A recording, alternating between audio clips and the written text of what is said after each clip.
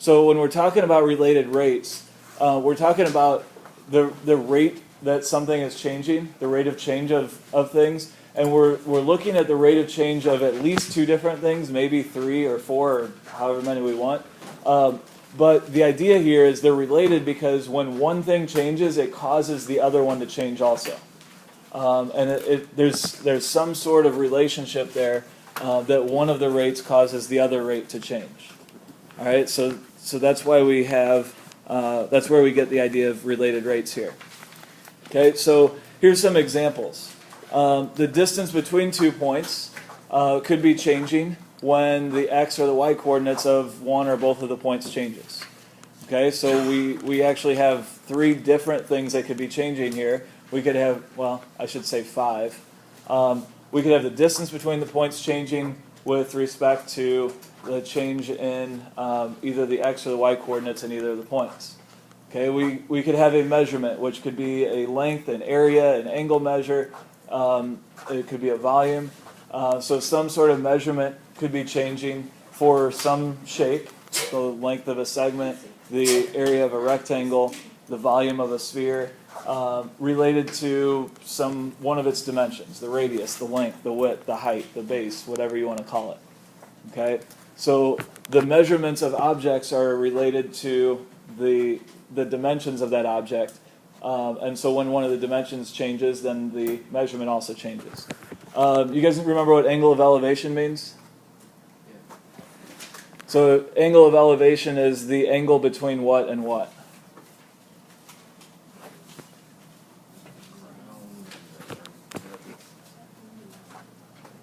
It's the angle between horizontal and whatever object you're looking at. So the line of sight to some object. So if you're standing on the ground looking at an airplane, draw a little picture here. There you are standing looking at an airplane. Here's the airplane, right? Oh, this is going to be ugly. Okay, there's the airplane. You're looking at this right here. Okay, the angle of elevation is the angle between your line of sight and horizontal. So that's this angle right here. Okay, that angle of elevation will change depending on how high the object is. Or it could also change depending on how far the object is from you, or how the horizontal distance between you and the object. And so we're going to see this type of thing in some related rates problems. The depth of water in a tank will be related to the amount of water in the tank. So depending on the shape of the tank, whether it's a cylinder or a rectangular prism or a cone or whatever, the depth is going to be related somehow to how much water is actually in there. The height of a ladder might be related to how far the base of the ladder is from the wall. So if the base moves out from under you, you can figure out how high the ladder is based on that rate of change. Okay, so these are all things that are related to each other, and when one changes, the other is going to change also. Does that make sense? You kind of get the idea of the types of problems we're going to be using here. There's really unlimited problems that we could use related rates for. Anytime we have a problem where the change in one thing causes a change in another, we can use related rates. So let's look at an example here. We'll look at an example, and then I'll talk about the process that we're going to use to solve these types of problems. So we've got air from, let's say, an air compressor is being pumped into a spherical balloon. You guys know what a sphere is, right? It's being pumped into a spherical balloon at a constant rate, 10 cubic centimeters per second. We want to know how fast the radius is changing, so how much is the balloon growing in size when the radius is 5 centimeters.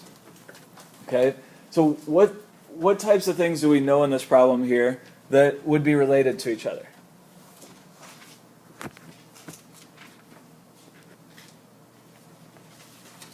Okay, let me ask a simpler question. What types of things do we know in this problem? The volume of a sphere, or the equation for it. Okay, we do know the equation for the volume of a sphere, and that's going to be useful here because the volume is related to the radius of the sphere, right? What is the volume of a sphere? 4/3 pi r squared. Or cubed. You were so close. 4/3 pi r cubed. So we know that the volume of a sphere is 4/3 pi r cubed.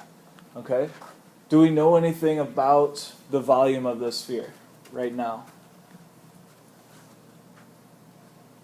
Does anything in the problem tell us anything about the volume? It's increasing at a rate of 10 centimeters cubed per second. Okay, perfect. So since this air is being pumped into the balloon at this rate, the volume is going to be increasing at 10 cubic centimeters per second. So we know that the volume is increasing at that rate. How could I write that down mathematically? Let me word that a different way. The rate of change of the volume is 10 centimeters cubed per second.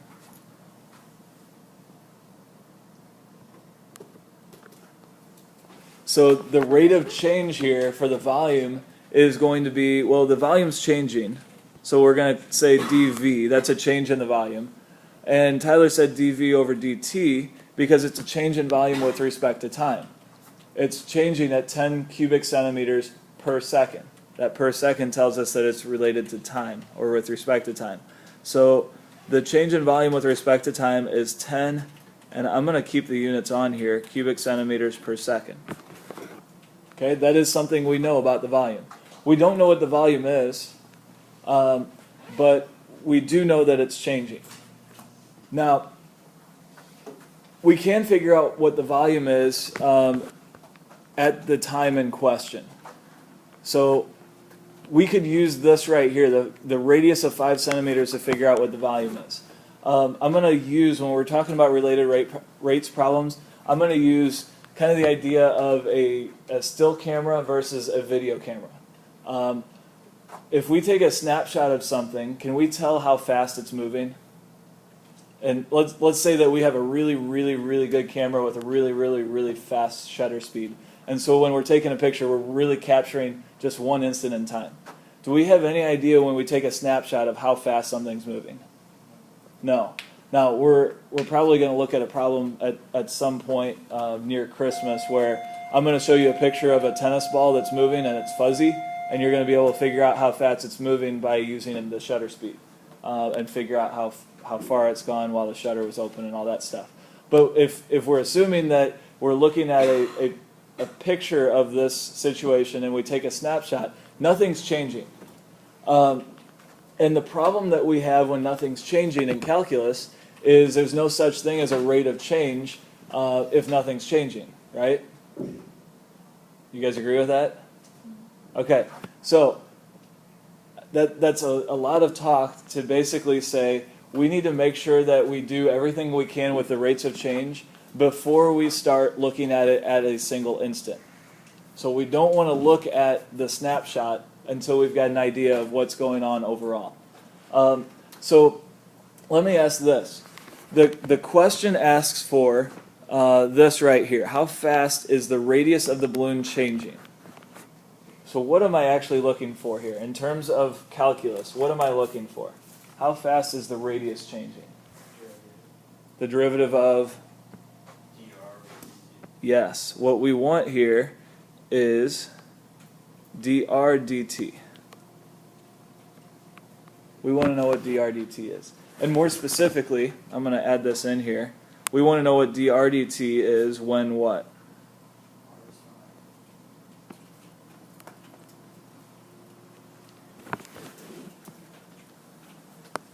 So we want to know how fast the radius is changing with respect to time when r equals 5. Okay, now back to what I was saying about the video camera and the snapshot.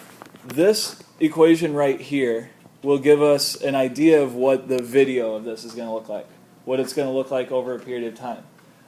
However, there's nothing that's changing in this problem right now, right? Is there any change going on here in this equation? So how do we introduce change into this equation?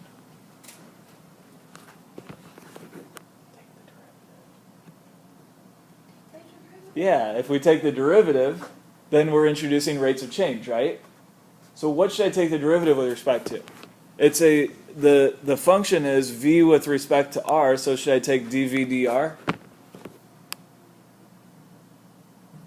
Is that going to be helpful to us here? No, that's not going to be helpful. let's go back to the last section, and let's start by doing this. Let's take the derivative using the differentials that we talked about in the last section, and so what we get here is differentials without respect to anything. And I'm going to start with this. I'm actually going to move on and take it with respect to something. But the derivative of v, or a change in v, is just going to be dv, right? And that's going to equal, what's the derivative of this side going to be?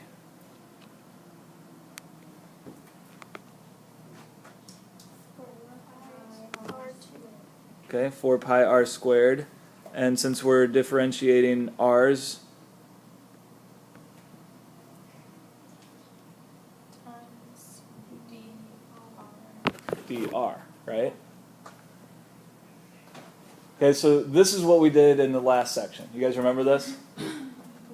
So here we took the derivative of a v, here we took the derivative of an r, so we have the differential of v and we have the differential of r there. Now, if we use implicit differentiation or introduce implicit differentiation and differentiate with respect to a variable here, what variable would we probably want to choose? Yeah, so if we differentiate with respect to time, the only thing that changes about this equation now is we have dv dt and dr dt. Okay, so this kind of goes back to last chapter where we were differentiating implicitly with respect to a third variable. We didn't always do it with respect to a third variable, but we did a few problems like that, right? Okay, so now what can I do?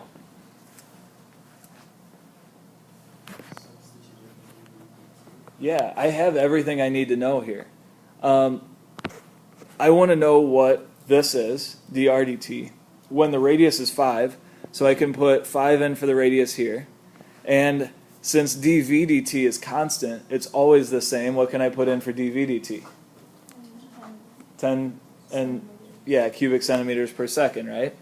So all I need to do here in this equation is replace each of the variables with what I know. So I know this is 10 cubic centimeters per second. When I'm doing these problems, personally when I'm doing these problems, I always put the units in because the units do a really good job of checking to make sure you're doing it right. And if you don't put the units in and you make a little mistake, you're probably not going to catch it. But the units will definitely help you with catching those mistakes. So we have 4 pi, the radius is what? 5 what? Okay, times dr dt, right? Yes? Okay, whenever you found the dv equals 4. Alright, so all I have to do now is get dr dt by itself. Let's just assume this is a non-calculator part, and we'll just do it without the calculator. We'll divide both sides by 100 pi, right? But not only 100 pi, but what are the units that we're going to divide by? Centimeters squared. Okay, good. So 10 divided by 100 pi would be 1 over 10 pi. And if we divide by centimeters squared, what units will we end up with here? We would get centimeters per second, and that's going to equal dr dt when the radius is 5. Now, what do these units tell me about what I just did? Do centimeters per second make sense for this answer? Yeah, why? What are we looking for here? The radius is changing. Yeah, we're looking for the rate the radius is changing. Since the radius is just a length, we're looking for how fast a length is changing, so it's going to be a length measurement divided by a time measurement, so we have centimeters per second. That makes sense. So it tells us that the radius is changing at a rate of 1 over 10 pi centimeters per second.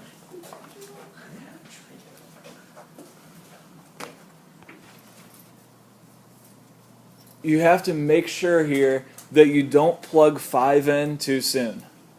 If you plug 5 in here and figure out what the volume is, and what would you end up with? Like 500 pi over 3 for the volume. And then you take the derivative of that. You're taking the derivative of a constant, and the derivative is just going to be 0. There's no rate of change if we plug the 5 in. So you have to be sure you take the derivative first, and then plug those numbers in that are relevant to that particular problem or that instant in time. Okay? So don't remove the rate of change by plugging stuff in too early. Does that make sense?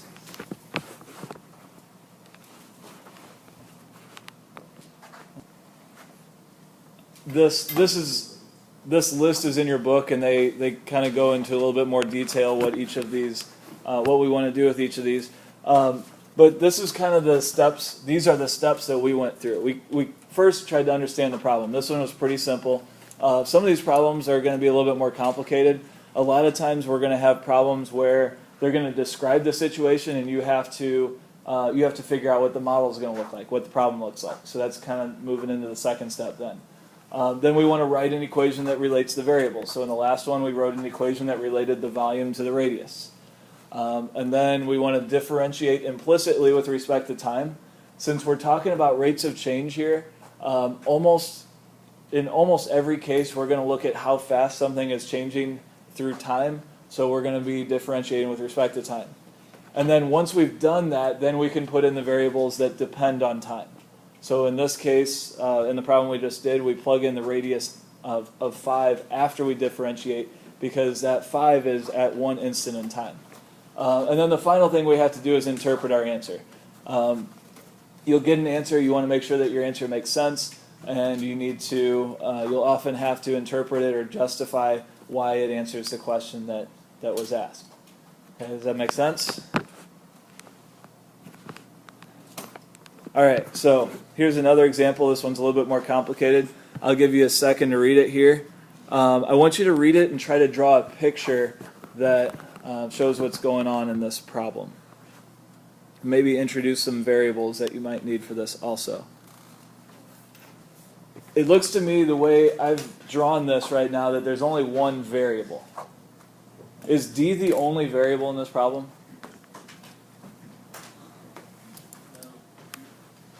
What other variables would we have, Joe? The speed of the speeder. Okay, the speed of the speeder. Okay, so we're going to have that. What other variables would we have? That's going to be a rate of change, isn't it? Okay. What else? We're going to have the speed of the police car also, right? Here's the problem with the picture I've drawn. I'll just say it. The problem with this is there's nothing changing in this picture. The way I drew it, the police car is standing still. The speeding car is standing still, which sounds like an oxymoron to me. So the 0.6 and the 0.8, the way I have the picture drawn, those are constants. Those aren't changing. So what could I do, Haley? Well, it says that the D is increasing at 20 miles per hour. Okay, that's true. So that's But the way I have the picture drawn, this right here isn't changing, and this right here isn't changing. Cole, what do you think? Well, I was actually just getting clarification on the problem. It says increasing at 20 miles per hour, but does that mean like if you drew a graph, it would be like going up after where it's at 20 miles per hour? You get what I mean? Like the way that that's worded, it makes me think that like it's got a constant slope of 20 miles per hour. It's not a constant slope, it's just Okay. at that moment. Yeah, okay. It's 20. Is this 0.6 here going to stay constant? Is it always going to be 0.6? So instead of putting 0.6 there, what do you think I should do? 0.6 times the speed. No? How about just make that a variable? How about we just call that C?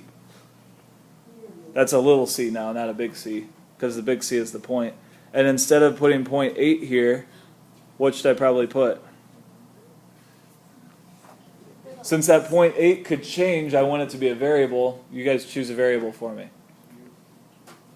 All right, you guys choose poorly. I'm going to use x here.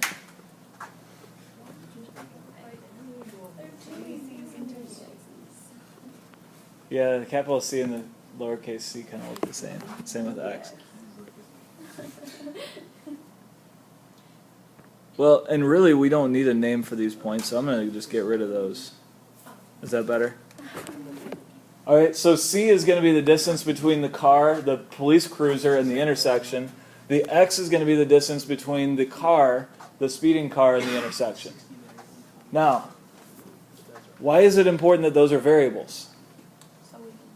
So we can change them because they're moving, right? All right, so we know something about both of those. We know that C is changing, right? Do we know how fast C is changing? Yes. Yes, we do. How fast is C changing? 60 miles per hour. Okay, so dc dt is 60 miles per hour, right? Yep. Do we know how fast x is changing? No, that's what we're trying to find. That is exactly what we're trying to find, exactly. So dx dt is what we want to find. I'll put a question mark there. And do we know how fast d is changing? Yes. How fast is that changing?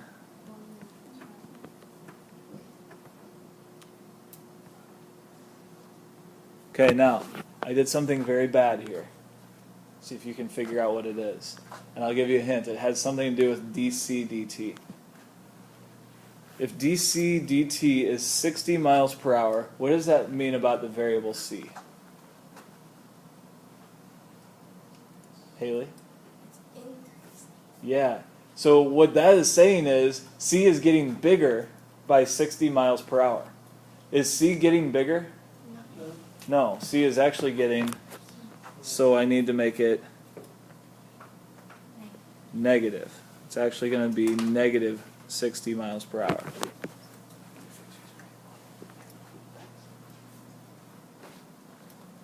Okay. Now what? Are we stuck now? Should I start plugging in the 0.6 and the 0.8? I don't even have anything to plug it into, do I? What do you think, Alyssa? I don't know, but I have a question. Okay. Why wouldn't the Well, So, Cole, what do you think about this one? What do we do now? well, I was gonna say you do the Pythagorean theorem with the changes and put in like dc dt for the c side. Okay, I like the Pythagorean theorem here. So we know how fast c is changing. We know how fast d is changing. We want to know how fast x is changing. So we need some equation that relates c, x, and d to each other. And Cole's exactly right. We can use the Pythagorean theorem here. So the Pythagorean theorem would look like what, Cole?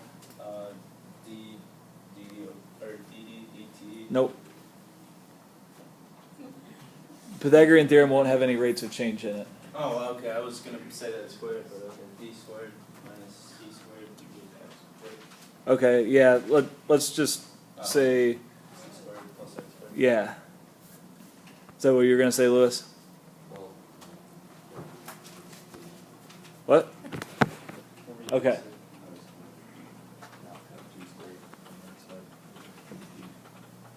Okay, yeah, you could. So, there are lots of different ways we could write this. One thing we could do here is we could just say d equals the square root of this. That would be useful here in a way, but it's actually going to make this problem a lot harder if, or actually when we get to the step where we have to do what? Say it again, Haley. Yeah, when we have to take the derivative, that square root's going to just complicate things. So by leaving that off and writing it like this, it's going to make the problem a lot easier for us. Now this equation that we wrote, the Pythagorean theorem, that relates d, c, and x to each other. But we also want to know rates of change. We want to know how fast they're changing with respect to time. So we need to do what? Take the derivative. We're going to take the derivative of this equation with respect to t. What is the derivative of d squared with respect to t? 2d.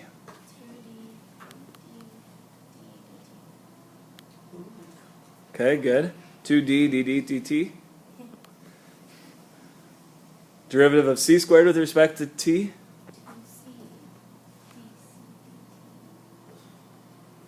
Okay, and the derivative of x squared with respect to t.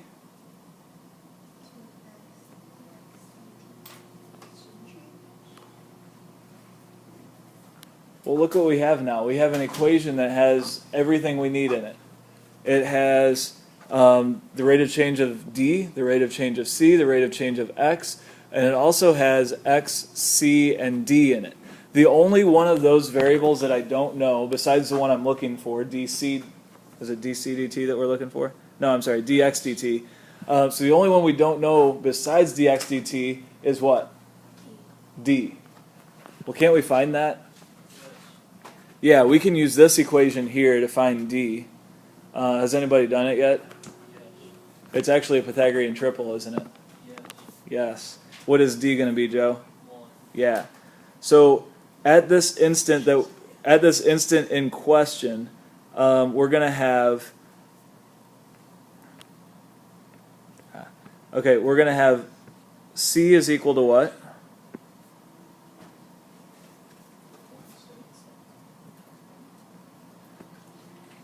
X is equal to